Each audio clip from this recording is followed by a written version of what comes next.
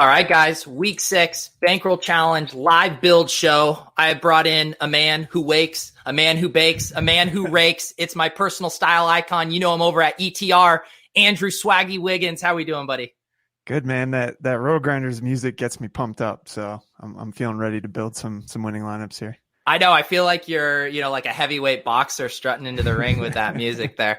How's this season been going for you? You got the weekly recaps over on ETR. You added the Wake and Rake show in the morning. It sounds like you're having a good year so far. Yeah, I mean, taking the nation by storm with this new show, Wake and Bake, Wake and Rake. I don't know, whatever you want to call it. It's been good, man. Been winning, so that's fun. Because last year there was not as much winning, so it's always fun. It's a lot easier to do those recap videos when you actually had a winning week. Last week, it's like every damn week I lost, and I had to get up, make the video, be like, okay, this is why I suck at DFS. Thanks for paying me your money. We'll see you next week. But it's been a lot smoother this year. Well, that is the funny thing. Like last year, I did all my recaps and I just ate shit week after week, and I'd come on drunk and tilting and screaming, and people loved it. And this year, I've been winning. I'm a little bit more smug, a little more condescending, and people are like, I don't like this. But for you, I think people want to see Andrew Wiggins win and talk about winning all of the time, because you don't strike me as someone that's just going to tilt your face off when you lose. No, it was just more like getting beaten down. But I did think that people, if you're losing too, it's probably good to hear another person losing just to make you feel a little bit better. So there's always that. But most of our stuff at Established Run this year has been pretty good. So I think a lot of our subs are doing well. I've been seeing screenshots. So yeah, it's just more fun across the board when everyone's winning. It seems like, last year I was always wrestling with the play the best plays angel and my Galaxy Brain devil. This year it seems like playing the best plays is largely winning out in that battle. Yeah, Levitan tried so hard to go complete Galaxy Brain this last week, and I was just in his ear. Don't do it, man. Don't do it. And then he ended up hedging, which is so unlike him. And his Galaxy Brain lineup was terrible, so I got a kick out of that. I know you had to talk him into playing Brandon Cooks, right? Yeah. I was like, just play the good plays, man. Yeah. I love Levitan now, becoming a single entry GPP guy, hand building his lineups, trying to crack this code. How hard is it to get out of that mindset of being a cash game guy? Because I know you focus on that as well. And then putting in some of those Galaxy Brain plays that make your stomach churn. Yeah, I talked about this on my review maybe 2 weeks ago, because with basketball, I only play one lineup and I run it in tournaments. So I think I've trained myself over the years, maybe if there's a 2v2, to take the one that's a little bit off the board. And that doesn't seem to work very well in football. And there's no reason to do it when I'm running separate lineups for cash and GPP. So I've been trying, when I get down to those 2v2s, just play the one that I know is going to be more owned, because it's probably more owned for a reason. And it came down to Mahomes and CEH versus Watson and Zeke last week for me on FanDuel. And I had them projected really close. I knew the Watson side would be higher owned, so I just leaned into that and I did it, and it worked. So that was a nice feeling. But as far as building tournament lineups, yeah, it's not something I'm great at. So I'm working on it, but I like playing the smaller, like 200-man ones where you can make some small pivots off your cash lineup, get some correlation in there. You're not doing anything too crazy, and that's where I tend to do better. I don't know. As far as winning like a milli maker, you just got to do things that my brain can't comprehend. Yeah, one thing I've been talking about with Leone and Holka since we've been playing some of those higher buy-in single entry stuff, it does seem like a lot of people are jamming near cash optimal lineups. You mentioned a 2v2. Some of them might just be straight cash optimal, maybe a one pivot there. How do you think about the advantage of playing near optimal versus maybe being entirely unique and giving yourself, because I think if everyone's playing near optimal, we're just now playing 1v1, 2v2s. Whereas if I do a game stack in something like that, now all of a sudden, all I have to do is be right on this one game stack, and I'm going to jump the entire field. Yeah, and it depends a lot. We're seeing a big divergence between high stakes and lower stakes stuff. Just the ownership, like in the 3K last week on DraftKings, Dak was 6%. So he was one of the lesser owned quarterbacks. He was the highest owned quarterback in the Millie Maker, which is what you would expect given the performance that he had leading into that. So it's kind of levels on levels. And then another weird thing in the Thunderdome that Leone told me was that Watson was like 35% owned, who is the cash game chalk lineup or quarterback. And then Cooks was 8% and Fuller was 15%. So people weren't stacking him, which was pretty odd given that there were some easy ways to stack him. So yeah, I don't know. It's something I'm going to keep an eye on. There's no way I'd play that game without having a stack, especially when the optimal cash lineup was a stack. So I just thought that was really odd. Yeah. How are you thinking? Because you mentioned the Dak ownership, the Mahomes ownership. That was one of those things where if you didn't have your finger on the pulse of kind of water cooler chatter and updated ownership projections, you might not have noticed the steam on Mahomes and Dak suppressing. How are you thinking about this? Because to me, it's such a mind fuck in that there's this self-fulfilling prophecy element to ownership. Once everyone talks at the beginning of the week, how Dak's great. And then all of us contrarian guys come in later in the week and say, you can't play him. And then it swings back. How much are you monitoring conversational chatter like this to help dictate what might actually now be a good play?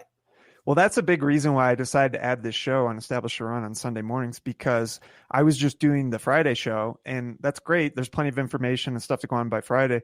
But over the weekend, I felt talking to people and building lineups, I just got a better feel for some things that maybe were different from the projections or ownership or whatever. And Leone did it with me. He's going to continue to do it with me, the Sunday morning show. And we were talking last Sunday, and we're both talking about how good of a play Mahomes was in tournaments. And it's like, well, wait a minute. Everyone's saying this throughout the course of the weekend. I think Mahomes actually is going to be owned here. It just makes too much sense. He ended up being the highest owned quarterback in the 3K. So I think that stuff applies maybe a little bit more to the higher stakes stuff. But things do shift as you get closer to game time. And so I think it's nice to have that update Sunday morning. For sure. So what you mentioned the 3K, what is your contest selection looking like these days? And what's the split between cash and these higher buy-in tournaments? Yeah, so I'm playing less cash relative to tournaments than I used to. I'm trying to make sure that I'm joining good games. The one thing I have noticed this year, and I think it's because they're advertising a lot again, is that there are quite a few more no names in cash games.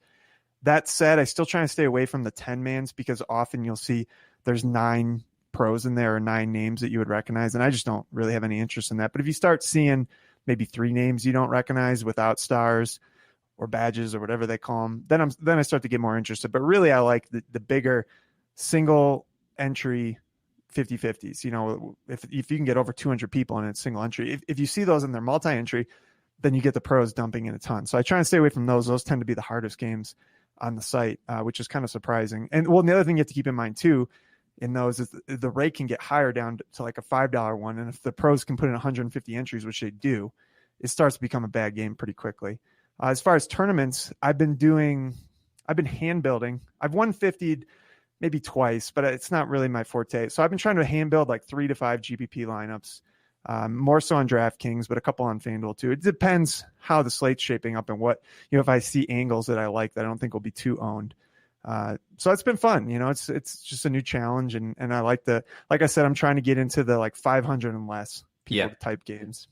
How are you thinking of it? Because it seems like construction for the most part is funneling in the same way almost every week, where there's these 3 to 4 chalky-ish running backs that people want to jam in. Maybe there's a cheap one included. And then we're paying up a little bit at quarterback. We want these guys that have some rushing equity. And then we're just fitting in whatever else fits at wide receiver in tight end. So how are you thinking? Do you think at all about getting leverage on a specific construction, or are you still kind of player specific with the leverage spots you're trying to get a hold of? Well, I think it's a weird time with the quarterbacks because the guys at the top are so good. My buddy Ricky D called them the Smash Brothers, and I've been going with that. There's like 5 or 6 quarterbacks that are capable of basically putting up a 40 spot. And once you get down to other guys, they've been priced up more. Like on DraftKings, you're finding a lot of guys in the high 5s, low 6s that maybe would have been the high 4s or low 5s in years past. So the price gap between them and the really elite guys, I think, is not quite big enough. So I've been leaning into just playing the Smash Brothers quarterbacks, and then trying to get contrarian more so at wide receiver than anything, tight end, defense. I don't get too off the board at running back, which unfortunately hasn't been that great because chalk running backs haven't been very good this year. But I'm still okay with that. I'll have like maybe 6, possibly 8 running backs in my pool in a given week. Yeah. I've just been thinking more about it in that, yes, running backs easier to project, but you're still taking on a lot of volatility at your wide receiver positions. I don't mind taking on a little volatility at one of my running back positions. Maybe this week it's DeAndre Swift at 4,500. If Adrian Peterson, do you like that? You like that call? What's the deal with Adrian Peterson? Is he banged up? Yeah, he hasn't been practicing. But I mean, the thesis of the play is, DeAndre Swift isn't going to touch the ball, 20 times. But if he gets just a couple extra carries in addition to his pass game work and that red zone usage, I think there's a ceiling there. So I guess I am saying, like, I'm okay getting gross at one running back spot. I did it last week with Antonio Gibson. Didn't work out. That's okay. But I kind of like it too, because I'm finding that some of these super high ceiling wide receivers, like last week, it was Calvin Ridley and DeAndre Hopkins. They were going under owned because everyone couldn't get to them with the running backs they were jamming in. For sure. And there's definitely value when everyone's going to be playing. And we've had this a few weeks. So there's like 3 or 4 running backs that everyone's going to play, and they're in a certain price range. So by getting out of that price range, it'll change your construction. That's how you get up to Hopkins and those types of guys last week who just weren't fitting like the cash build, unless you're levitating going Galaxy Brain. And it also another trend we've seen split. I know preseason Levitan did a Millie Maker trend article. Last year, there were a lot of running backs in the flex. This year, so far, it's been largely wide receivers. Do you think that is just a small sample noise, or is it swinging back and getting in these high ceiling wide receivers is optimal? Well, I think a big part of that is just a lot of the running backs have failed, especially the chalky ones. I mean, we've seen guys come in, like take Clyde Edwards-Helaire last week. He was probably, 30 or 40%. I'm just guessing in the Millie Maker. He was higher in higher stake stuff, like 40 to 50%. And he just completely dudded out. So we've been seeing more of that than I would expect. I thought with some of these guys, like in that spot, I mean, it seemed like it would be difficult for him to fail. Yet he managed to fail even when the team scored 32 points. So, yeah, just some frustrating plays. But I don't know. It's tough to say if it's a trend or if it's just, it's only 5 weeks so far, so I wouldn't read too much into it. I forgot kind of the results of that article, but if I remember correctly, it kind of swung from year to year, which would make me think that it's probably more just variance than anything. But it's tough to say. Yeah, this slate is definitely interesting. We can talk a little bit of specifics. If you guys have any other questions you guys want to pass along to Wiggins, drop those in the chat. At quarterback this week, I'm pulling up here lineup HQ. Ownership's really spread out because we don't have a lot of those big dogs. No Josh Allen, no Patrick Mahomes. Is this a week where you can kind of play whoever you want at quarterback just because we're not seeing any sky high ownerships? Yeah, and I don't worry too much about the ownership of quarterbacks anyway, because generally all the good plays are going to be in the 7 to 15% range. If you're getting down below 7%, usually there's a reason for it.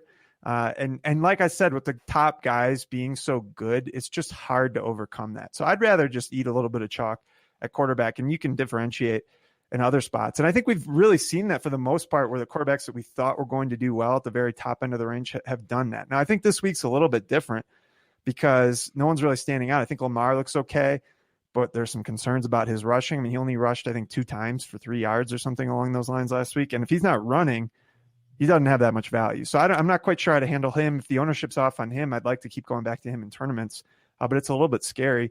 I think Matthew Stafford's in a really good spot. I don't have a good handle. What do you guys have his ownership? Okay, you got him at the second most owned, right? Yeah. This is sorted by highest owned. Yeah, so that doesn't surprise me because he looks good and fits. And Tannehill, I mean, those are the 3 guys I'm seeing as the best values over at ETR as far as cash game considerations. So if you get Lamar down in 9%, like that's pretty interesting. Yeah, for sure. And I mean, his price is pretty palatable here relative to what we've seen it at before. I guess the question is, I was hunting for blurbs and stuff. It seems like he's dealing a little bit with this sore knee, and it's hard to know if that is limiting him a little bit on the ground. But at least for tournaments too, you also love how condensed his targets are with Andrews and Marquise Brown. Both seem like good plays again. One thing that's interesting to me about this ownership, I haven't checked Adams yet to see if he differs here, but I mean, this Green Bay Tampa Bay game has the highest over under on the main slate at 55. And I'm seeing Aaron Rodgers down here at 7% ownership, Tom Brady down here at 3%. Like, this is a game I want a lot of pieces of. What are your thoughts on these quarterbacks? Is this just because of their price tags? Yeah, we've got Rodgers at 3%. Yeah, I mean, his price tag's up there. I mean, he's $200 less than Lamar. Is that right? Lamar's 7.7. I'm not even seeing him on my list. Yeah, Lamar is 7.7, Rodgers 7.5, Brady 6.5. Yeah, is Devontae supposed to be back? I'm a little bit behind on yeah. I believe he is, right? Yeah, he's been practicing. I think he was going to be good to go even last week, and they just held him out at the last minute. So I think all systems are go for Devontae Adams, and ownership seems to already be reflecting that. Where do we have him. We've got him at 15. So yeah, I mean, if you can get Rodgers at sub 5 and Devontae at 15, I mean, obviously that's a good stack. I do think ownership always trends down a little bit after a team's been on a bye. Yeah. So you got that working in your favor. One guy that we're projecting, and I'm going to talk to Leone about it because I think maybe he's a little bit high, but he's one of our top values is Cam Newton, and it doesn't look like he's going to catch too much ownership. You guys got him at what, 5%? Yeah. Yeah. So that's interesting. When they refused to bring up Damiere Byrd, he's 3.5, so he might be a little bit chalky, but he's been getting a lot of action. And the problem with Cam is I'm not sure that's going to be a competitive game, and if it's not, then I could see them just running the ball a ton. And you know, he's a guy who would like to play more in a shootout type game, and I don't think this is it against Denver. But if his ownership's low, I mean, we know that he has the upside that, you know, right there with the rest of the elite quarterbacks on this slate. For obviously in cash, you can easily run those naked quarterbacks. How do you think about, say, Cam and Lamar in single entry 3-max stuff without a stacking option? In Cam specifically, you mentioned Bird, the price is affordable, but can you get away with just a naked Cam at 6,500? Yeah, I mean, you could. His best game of the year was when he just had all those rush touchdowns, so I think it's fine. Lamar, I would always stack him with either Marquise or Andrews. Maybe not a double stack just because they're not throwing enough, but I think you'd want one of the stacks. And with Cam, I mean, you could just throw a Bird in there for 3K, like why not, you know? So I think I probably would. This is an interesting question too, just kind of the idea of what drives a stack. Is it the quarterback and then you figure out if you want to pair him or not at all? Or are you seeing like, oh, Damiere Byrd, like he's super cheap. Oh, that's pointing me to Cam. Which comes first, the chicken or the egg there for you? It depends entirely on the slate. So, I mean, that's what I'm looking at when I'm going through and trying to decide what games I'm going to target. You're looking at the ownership, and sometimes there's good wide receiver values where the quarterback won't be owned or vice versa. You know, the quarterback's a great value and his receivers a little bit less, but you can get them in there. So yeah, I'll look at those things and just, there's really no like set solution, but these are all things I'm looking at when I'm scanning. You know, like Kenny Galladay is a great value and Matthew Stafford's a great value, but that's going to be obvious. And you guys have Stafford as the second most owned. So I think we'll probably see that stack get a ton of ownership. It's, you know, but Bird, we've got him at 3%. I don't know. People just don't want to play him and Cam at 5%. So both those guys are top values. So I think that is interesting in tournaments. Yeah. And I mean, this week, so we have how many? We have 1, 2, 3, 4. We have 5 games on the main slate that have a total over 50 points. So it seems like you are going to be able to be ownership conscious and move over to some of these lower owned stacks. If say it's a Kirk to Thielen or a Stafford to Galladay that's getting all the steam, like there's not a huge opportunity cost in fading those mega chalk stacks. Right. Yeah. And we have Edelman as another guy who's like our 10th best value at wide receiver. And he's super low ownership. So I know it's not sexy, but so, you know, that's why their ownership will probably be lower. So yeah, if you can find the good values that aren't the sexiest play of the week, those are the ones you want to be targeting in tournaments for sure. People asking about Kirk Cousins, asking about Matt Ryan, these quarterbacks that don't run much at all, but have the ability to hit a 3 to 4 touchdown game with their pass catchers. How do you think about those guys? Are they naturally always going to be below the guys with rushing equity, or what breaks ties or could vault them into consideration for you?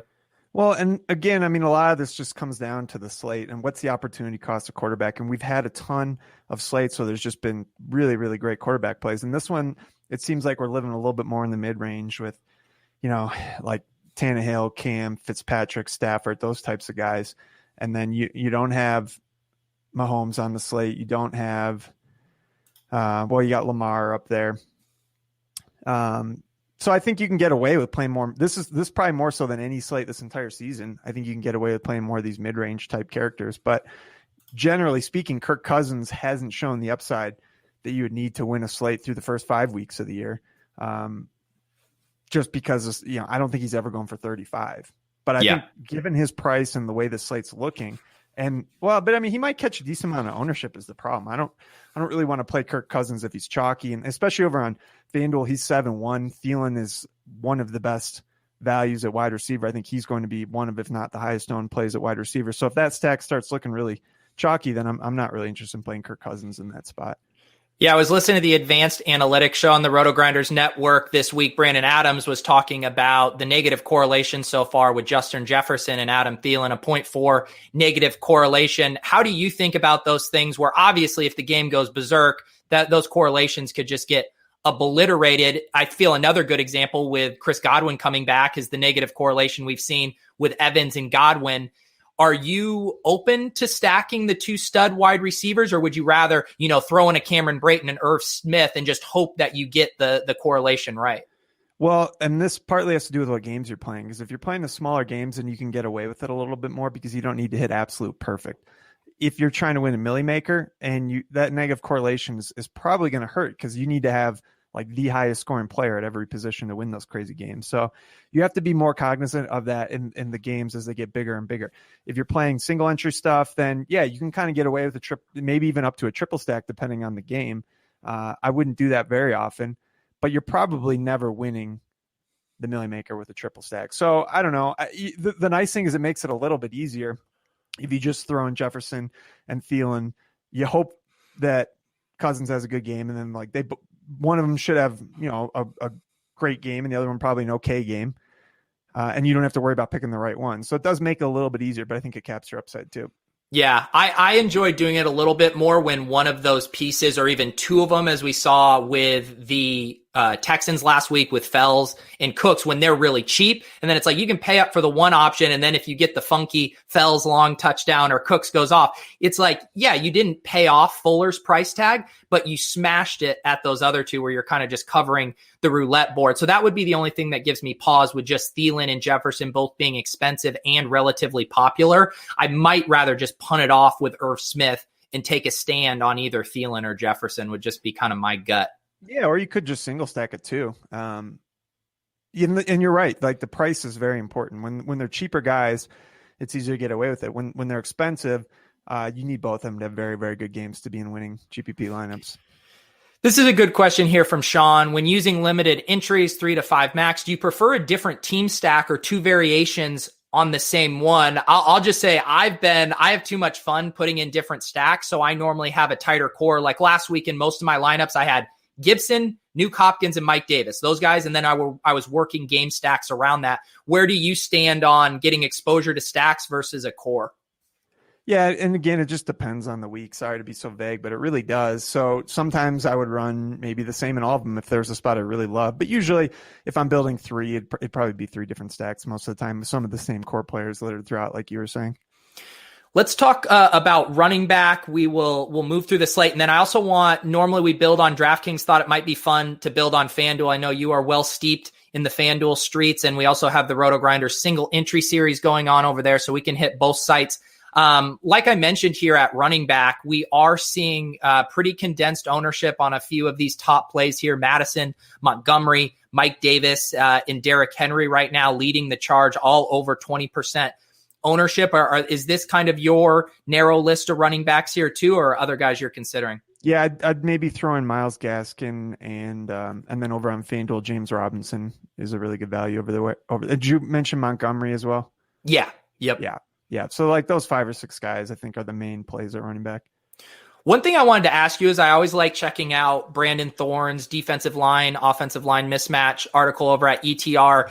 And sometimes I don't know how much I should be interpreting it. Specifically, do you view it as a knock for the entire offense or more specifically for the run game or pass game? For example, right now he has Mike Davis, Carolina, having a bad offensive line matchup this week. And I'm just curious, do you ding Mike Davis for that? Are you dinging Bridgewater or everybody? Well, I think it depends on the situation. I'd like to use that article as a tiebreaker. I'd like to use it to find defensive plays that can really be helpful with that. As far as running backs, take Mike Davis this week. Yeah, it's not a great spot. Definitely not. But I'm not overly concerned about him because he's so involved in the pass game that even if they're having trouble getting the ball going on the ground, he could still get 10 targets. He's been averaging, 8.3 targets a game over the last 4 games. So that's a lot of targets. So I think he's got a pretty high floor regardless, but certain quarterbacks are really bad under pressure. Jared Goff's one. Wentz has been really bad under pressure. So when those types of guys, if I'm considering them and I see that they're, in a really bad spot with their line, then I'll probably get off of them. Yeah. I mentioned earlier not minding me personally getting a little funky with one of my running back slots. What are the characteristics you're going to look for in a running back play that's going to be low owned, that might not have that 20 touch projected workload that we all like, but can have access to a ceiling that could win us GPPs? What kind of boxes do you need those guys to check? Well, I mean, usually at running back, I try not to get too off the board. So if I can find guys that are projected in the same range with less ownership, like Myles Gaskin's coming through as a guy who's pretty comparable play to David Montgomery, but right now we haven't projected at half the ownership on DraftKings. So those are the types of plays that I think are pretty interesting. So you don't have to give up very many points as far as your expected output, but you're getting half the ownership. Yeah, this Myles Gaskin price tag is absurd. They're 9-point home favorites versus the Jets. We don't know if Jordan Howard is going to be active again or not. He was a late scratch last week, 5,400 with his role. I guess he did cede a little bit of touches to Matt Breida, whose work continues to increase a bit. I feel like people are just so afraid of this situation because he's not a name brand. It feels fragile. But based on his metrics so far, I mean, Myles Gaskin is a smash at 5,400. Yeah, and I think most of those Breida touches were late in the game when it was pretty much in hand. So I have to go back and look at that. Friday is usually the day where I kind of just dive deep into everything. But by the numbers right now, he's looking pretty good. And for whatever reason, people just won't want to click on him. So that's a good one, especially if Fitzpatrick. I think you guys had him as the highest owned quarterback. So you're getting some leverage there. I mean, so those are the types of things you can look at. Like, do these plays have leverage over other chalky plays? What is the ownership like? What is their projected output? And hopefully you can find some where you're not giving up a ton of points. We got Donnie Watson over in the RotoGrinders chat. This is an interesting question. I mentioned DeAndre Swift. He might be a candidate for this. He says, do you guys pair QBs with pass-catching running backs and wide receivers? My thinking is if you're stacking, you think your team does well, why not capture all the TDs? I know a lot of people don't like doing it. How do you think about stacking with these running backs who do catch a lot of passes? Yeah, I mean, I think there's a few exceptions that you can do it with. I try not to do it, but it's more acceptable if it's a cheap play and it's a pass catching back. Like Swift would be a good example of that. But if you start pairing your quarterback with really expensive running backs, unless they're Alvin Kamara, who is just really, really involved in the passing game, again, it caps your upside. So these are things you can get away with at smaller single entry type stuff, but it becomes very difficult to win a huge tournament if you have the quarterback and the running back. You're just basically crossing your fingers that he'll catch a touchdown, when in reality, a lot of times, he'll rush a touchdown, and then you're just stealing a touchdown from your quarterback. Yeah. I think it's definitely one of those things where I don't necessarily mind it if they're underpriced. Like Mike Davis last week catching a ton of passes underpriced. You could realistically stack him with Bridgewater, and even this week too. I think with Swift, man, I'm gonna all of a sudden just accidentally lock myself into Swift being my lock play as I keep talking about him. But I think he's a guy that you could stack cheaply with a quarterback there too. I figure we can talk about wide receivers more when we build lineups. Let's just quickly touch on tight ends. The landscape at tight end continues to be incredibly gross here. Jonnu Smith looks like he's going to be popular, as is Gesicki. And then otherwise, it might be play whoever you want. Are you on team punt it off at tight end, or are you now wanting to pay up for some of these studs when we do get them on the slate? Well, I don't really care so much. It depends on how the slate's setting up. But the most important thing is tight end is so volatile that you need to make sure that you're not eating the chalk at tight end. That's very important. So we'll get guys that like George Kittle last week. I mean, on FanDuel, he was massive chalk, and he failed because tight ends fail all the time. That's just the nature of the position. And there's so many ways you can pivot that's what you have to be doing. So I think the most important thing in tournaments is making sure you're not eating chalk on tight end and defense, because we just really have no idea what's going to happen there. Yeah, for sure. And one thing I learned the hard way last week, and I saw Leone had a super nice lineup. I saw a lot of nice lineups that triple stacked Deshaun Watson, because once Fells opened up without Akins, it was a cheap way. You already were on that game, on that stack. Why not just eliminate the number of things you have to get right with a low-end tight end play? My brain didn't allow me to triple stack last week. I thought, this is too much. It's too much. How do you think about that? Are you okay tossing in a tight end with a big game stack block? Yeah, well, the other nice thing about that last week was that most people are paying up a tight end, so it did open it up to a different type of build. But that's a good example of how, even though they all had good games, you weren't winning a huge tournament with them because Will Fuller didn't quite get there. You need a fine game, so that's the type of lineup you could definitely have won smaller stuff with. But you just need an absolute bananas game out of Watson to win anything huge if you're triple stacking. Now, the other thing worth pointing out there was two of those guys were super cheap. So, and Fuller was probably more on the expensive end. But yeah, I mean, you weren't spending a ton getting those three guys. That's a very important part of it as well. Yeah. I have not watched the tape on this. I have seen the conflicting data points. I know Zach Ertz has back-to-back games where he's averaging sub 2 yards per target. However, he's in the air yards by low model. Frisco Josh is saying that we can go back to him. A 10-target game could potentially be on the horizon. Have you watched the games? Is Zach Ertz dust? I haven't watched much of Philly, thankfully. It doesn't look good, man, just from what I've seen and the numbers that are there. But he's still averaging 7 targets a game, which I'm just scrolling through. That's the most, actually, of any of the tight ends on the slate over the last 4 games. Next would be Jonnu Smith at 6.8, which is surprisingly high, actually. Jonnu's going to be very chalky, as you mentioned. He's our top value on both sites. I don't think anyone wants to play Ertz. So I do think there's some value in going back to him. I mean, Leone made him the cover of Established a Million, the GPP show last week. So Leone still believed going into last week. Now, maybe he doesn't at this point. But when the volume is there, he doesn't have to have some monster 100-yard plus game. If he just scored a touchdown on 5 for 50 and a touchdown, that's a pretty good game at his price tag. So I do think he's a consideration. Yeah, tight end is so bad that if you gave Zach Ertz that line, he's just a smash, just an absolute smash. Yeah, you mentioned earlier too how teams coming off a bye tend to go a little lower owned. I'm kind of surprised Tanyan's ownership isn't higher here. I know Adams is coming back, so he's not going to see quite the same amount of targets. But man, we got him right now at RotoGrinders at 6% ownership. Man, I love him in a double stack with Rodgers. Yeah. Levitan's got him up at 11, so I don't have a good feel on what his ownership will be. But I mean, yeah, what do you have, a 40-point game his last outing? So that's, for my season-long team, I've been streaming tight ends all year. I swear to God, I don't have a single touchdown yet. So it's bad out there. Yeah. Let's build a couple lineups. We can talk through some decisions, things we're factoring in as far as ownership. We can hit any other player conversations we haven't hit. Why don't we start over at FanDuel? Who knows if the scoring situation is going to be worked out, but what's better, Wiggins, than to submit a lineup and just pray that it does well and not actually know? Can't put a price on hope. So I am registered in here for all of these single entry series contests that RotoGrinders is offering. They have $100, a $33, and a $5, I believe. Very nice flat payout structures. And then there's a tournament of champions kind of at the end if you finish at the top of your prize level. So I'm not as much of a FanDuel player. I had a decent week last week. Mixing it in there after I do all of my DraftKings stuff. Are you about even as far as how much you think about FanDuel and DraftKings? It depends on the week.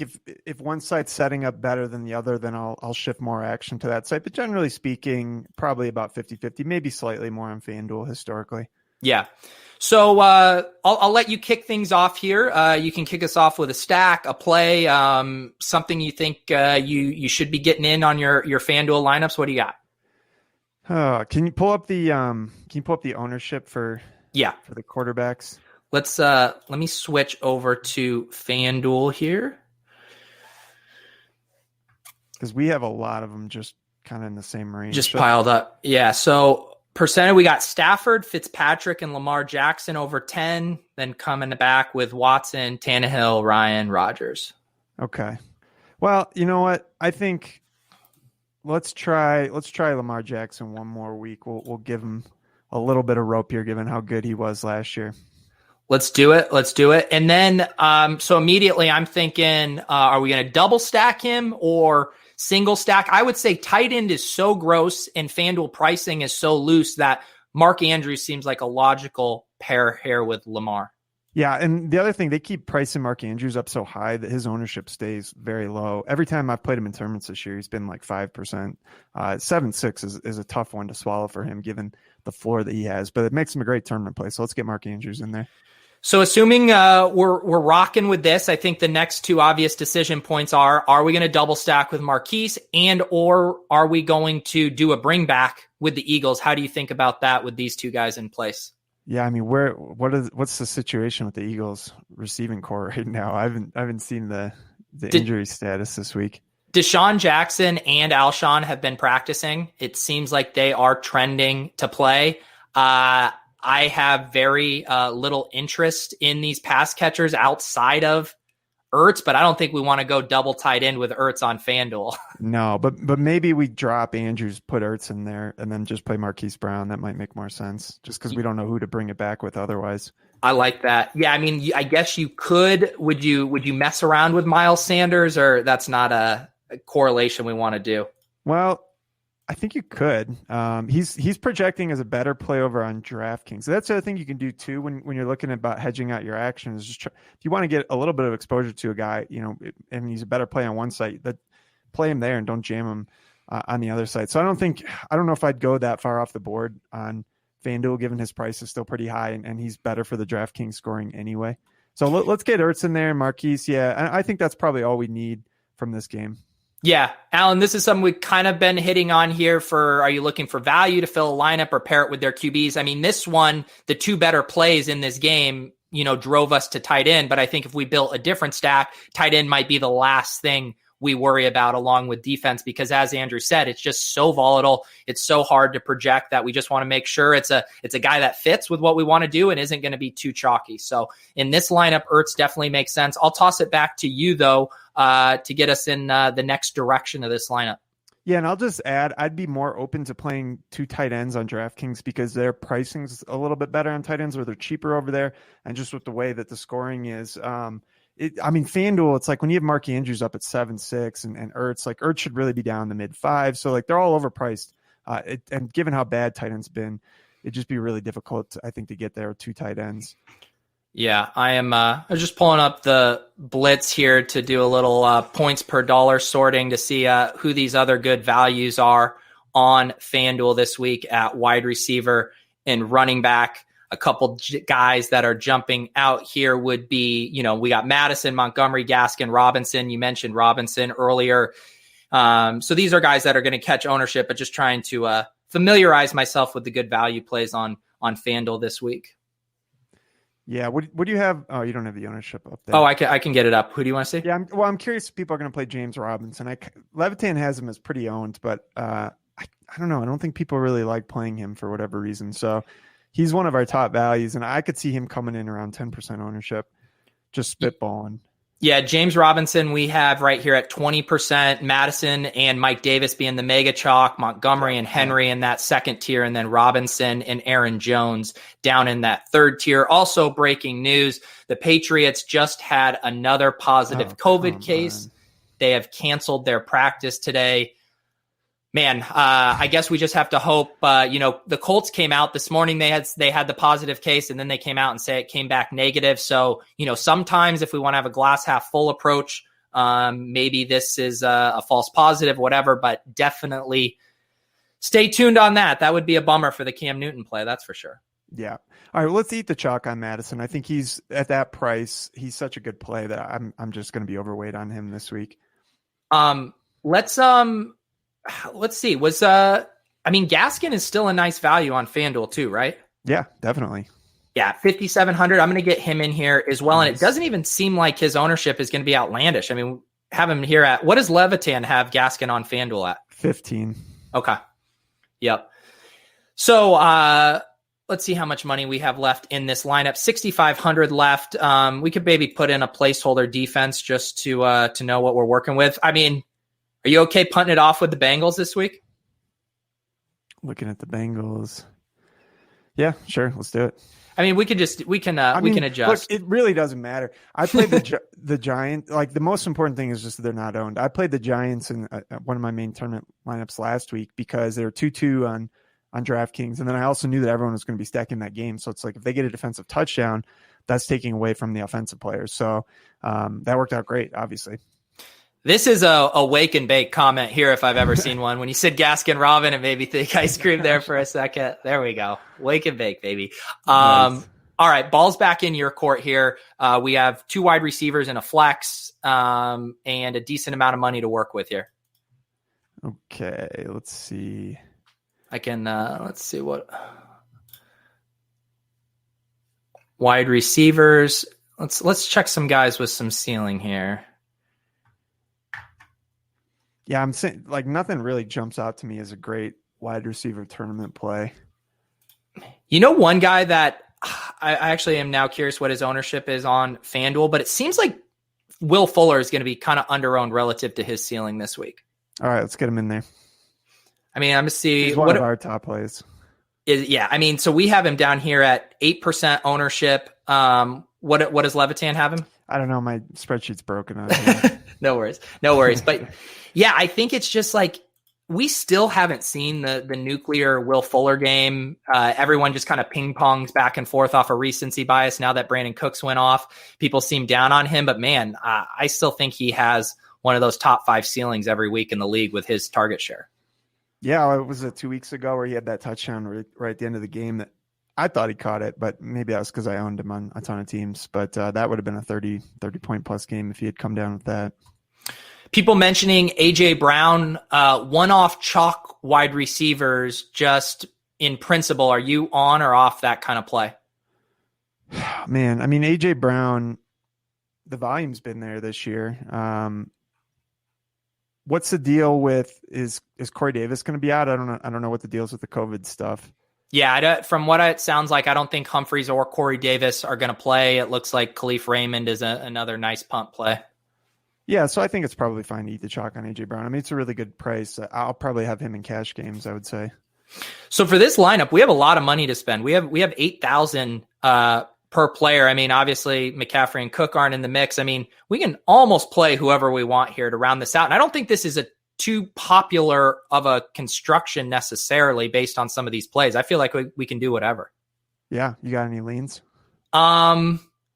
I mean, another guy who I think will be under-owned relative to his ceiling. I just continue to love Calvin Ridley as a guy that can always be the highest scorer on the slate. Let's get him in there. All right, so that will leave us here with 7,400. I can scroll down and see what range that puts us in. Let me get flex. I got a guy like in that price range. Let's put Jonathan Taylor in there. There we go. It looked like maybe they were starting to swing back to giving him more of the feature back role. It's been weird there, and I don't think you can really count on anything week to week, but the guy's going to have a big game sooner or later, and no one's going to play him. So I think he checks some good GPP boxes here. I'll go ahead and pull the Bengals defense out if we're going to run Jonathan Taylor out. Who do you like then of Falcons or Lions? I think you can play either of them. Just looking, we got the Lions as an okay play. Yeah. They're favorites. So, Jacksonville can turn the ball over. Let's get them in there. So I will just say in general, like this kind of construction, I love this construction because we're getting on a new thing by not eating 3 chalky running backs. We're going to have Madison, but then we're slightly off the board with Gaskin and Taylor, but not in a reckless way. Right. And then we're project well. Yeah. And then we're jamming in all of these wide receivers. I mean, Marquise Brown, Fuller, Ridley, like the ceilings are through the roof on those guys. And then a contrarian tight end that fits with the game stack. To me, this is a lineup I like to build. Yeah, for sure. And yeah, like I said, it projects well. You've got a little bit of a mini stack between Madison and Ridley in there. So this is a good team. I like it. Yeah. All right. Let's see here. So Donnie in the chat says, Pete, you love the Tampa Bay Green Bay game, but you have none of it. Curious why. Guys, you can play whoever you want. We built a lineup where we started down this path with Lamar Jackson and we didn't play any one-off pieces. It happens. It doesn't mean I don't like this game just because I don't have a piece. Wiggins, do I have to have every documented play I love in these lineups? No, you do not, sir. Okay. Thank you for giving me the thing. Maybe just to give Donnie Watson a bone here. Maybe should we build a Watts or a Brady or Rodgers stack over here? Yeah, let's do a Rodgers double stack with Devontae and Tanyan. Yeah. I like that as well. With Adams back in general, do you, and again, tight end's so gross that Tanyan makes a ton of sense here. Do you have preference on like, if say Robert Tanyan and MVS were priced similarly, which I think they are, and say they projected as a median outcome similarly and ownership was similar, like all things being equal, would you prefer the wide receiver double stack or the tight end?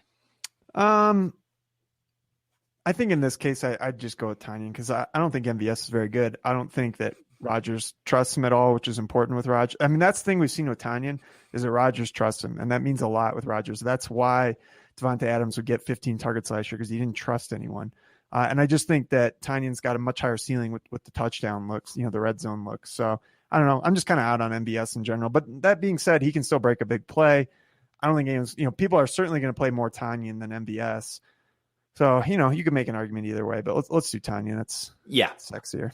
I'm with you. Joey asks, is this strictly GPP? So yeah, these lineups that we're building, I would say have a focus on a single entry, 3 max, maybe, I don't know how big this RotoGrinders tournament was. This is 22,000, the SPY, they have a 5,500 one and a 2,200 one. So I would say sub 5,500, 3 max, single entry. We're still getting in good plays, not too off the board, but we are making some tweaks on what you would call a cash optimal lineup. All right, I want to bring back this lineup with Godwin. I think he's underpriced. He's been practicing 6,400 in this game scat. You good with that? Yep, I prefer him over Evans. Yeah, for sure. All right, it's back to you here. I think we're. Is this a game that you would continue stacking heavier, or would you chill after the double and the bring back? I think I'd chill, and I think we're enough off the board that you can fill it in with decent chalk around it. Maybe not like the chalkiest plays, but we're in a pretty good spot right now. Let's get Gaskin in there again. Yeah. I just think he's, especially on DraftKings, he's a really, really good play. Yeah, I love it there. Gaskin Robbins is definitely a good play. Let's see here. I'm trying to mix up my plays so I don't just jam in everyone that we did. You know what? Will you allow me to throw in DeAndre Swift here? Do it. All right, let's do it.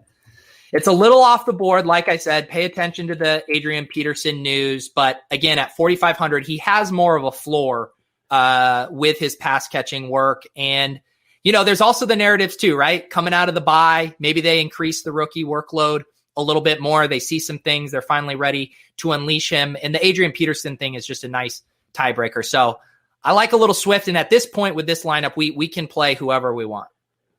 Yeah, let's basically just fill it out with chalk around it. Let's put Kenny Galladay in there. That makes sense. How do you feel about that as far as playing 2 Lions? Oh, that's true. Yeah, it's probably not ideal. Let's do. I was going to say we could do a game stack there without the quarterback if Shenault fit. Someone mentioned Chris Conley because Chark has been missing practice with this ankle, and I think he's trending in the wrong direction. So it might be Shenault, Conley, and Keelan Cole in their 3 wide receiver sets. Yeah, and I know Shenault didn't practice on Wednesday either, so I don't know. I didn't see yesterday's report. Who's a good tournament play at wide receiver in here is Terry McLaurin. So that guy can go off any week, and he hasn't really been catching too much ownership at any given time. You get in the weeds too much. I know I was reading Mike Clay's wide receiver cornerback matchup column. Bradbury on the Giants has been one of the best corners in the league. Are you on matchups matter, or McLaurin's so good it doesn't matter? Tournaments, really not at all. Yeah. In fact, sometimes I prefer it because people read that stuff and that'll just drive the ownership down, and we're just looking for a ceiling game anyway. For cash games, I will use that as a tiebreaker. It's like usually there's a bunch of wide receivers that are projected pretty closely. So why take the guy going up against a very good defender? But for the most part, I don't think it really matters. So here I did put the Bengals D in again as just kind of a 2,100. I mean, pump play D seems pretty nice there. In this range, we mentioned LaVisca. He's here. Claypool, if you think he is here to stay. Deontay Johnson is back at practice, so he's going to have some target competition, but still interesting here. Anything else jumping out here available 5,300 and under? Yeah, I mean, it's probably Claypool. Yeah. What are your thoughts on you had such a reluctant sigh there? Well, I mean, I was thinking Deontay might miss, so I hadn't heard that he's back. But that'll drive his ownership down. So yeah. I think we are projecting. We never took Deontay out of our projections, and Claypool's still coming through as a pretty good play. So the way I'm thinking about this is like, and I do agree, Claypool's ownership will tick down here, probably even from the 11% if Deontay Johnson is back. I wouldn't want to chase Claypool if he was up here at 15, 20% ownership. But I do think, and maybe this is me being wildly optimistic, but I do think he could just scorch the earth the rest of the season, like Odell Beckham style, just come in this talented, paired to a quarterback who can get them the ball. Part of me doesn't want to miss the boat on this before he is a $7,000 wide receiver the rest of the season. Yeah. And the other guy I would look at in that range would be T.Y. Hilton, which is just the opposite end of the spectrum. And maybe he's just scorched earth himself at this point. But he's projecting a little bit better than Claypool, will probably be less owned. And, it's a good spot at home against Cincinnati. So it's like, man, if he doesn't have a good game soon, I think you can take him out behind the shed. Yeah, that's a tough thing too, because on the one hand, they've been running the ball and they've been in pretty good game scripts, so they haven't needed to throw. On the other hand, Phillip Rivers looks totally noodle arm dusted. So that's a tough one to unpack. Yeah, and I think T.Y. hasn't had a game over 100 yards in like 20 games or something wild. So that's not really what you're looking for when you're looking for elite ceilings and GPPs. But maybe he's got one left in him for his grandma. There you go. I was using this as a dummy lineup in here for the Week 6 Bankroll Challenge League. If you're watching on my YouTube channel, I have the link down below. It looks like we still got about 50 to 60 spots in here if you guys want to come compete. Davis Maddock is already in the mix over here. He took it down 2 weeks ago, which really steamed my beans. I will not let that happen again. Wiggins, this has been fun, buddy. Yeah, man. Thanks for having me. I backed myself into DeAndre Swift week here. Wiggins, you want to give the people a gold star lock, or tell them to just tune in tonight to establish the show? Yeah, you got to tune in tonight. I mean, usually I spend all day Friday. I try and wait as long as I can because there's always so much in flux with the injuries. And at least by Friday, maybe you start to have an idea of who's going to play and who's not. And by then, all the content for the most part is out for the week. So really what I do is I just sit down Friday morning and just work all day until we do the show. So Levitan's in town right now. I got to go have lunch with him. So I guess he's going to cut into my research a little bit, but we'll be ready by the show. Oh man, your lineups are going to get so much chalkier after lunch with Levitan today. That's fun. So yeah, housekeeping plugs things. You got Establish the Show tonight with Wiggins, Silva, and Levitan. You got him Wake and Bake / Wake and Rake with Leone on Sunday mornings. That's a nice addition to the Sunday content stream. He does his recap reviews on Monday. As far as us, I will be back on Monday with my review here on my channel in RotoGrinders. We will keep the good stuff rolling there. And I also created a Discord link. There was some interest in having a Discord link. It is called The Deposit Kingdom. Already some good chatter going on in there. I have the link in my show notes on my channel. If you guys want to hop in there, talk GPP tournament strategy, sign up for the league. If you want to compete, subscribe to the YouTube channels, hit the like button. This has been the Bankroll Challenge live build. Thank you to Andrew Wiggins. We'll see you guys next time.